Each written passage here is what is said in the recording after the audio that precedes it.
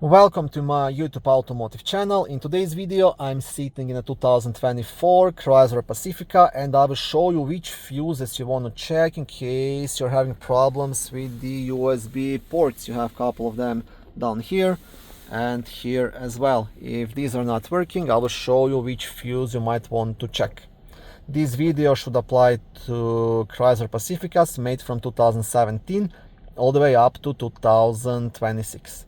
Also, if this video was helpful, please consider supporting the channel by liking the videos, subscribing to the channel or becoming a channel member. All of the USB ports fuses will be located in the main fuse box, which is under the front hood on the driver's side right here.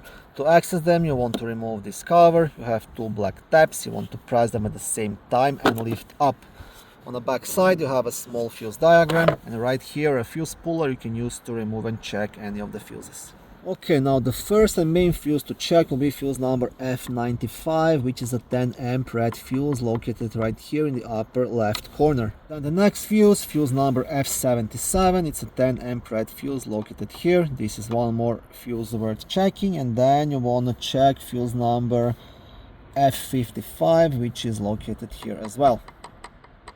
And the last fuse to check, fuse number F28, also 10 amp red fuse located here. Now, in case all of these fuses prove to be good, the next step would actually be to scan the PCM to see if there are any trouble codes stored in the system. And if there are not, then you would have to test the faulty USB port to see if power is coming to it, check the wiring and the electrical connections. Thank you for watching this video. I hope it was helpful and educational. If it was, please like it and consider subscribing to my YouTube automotive channel.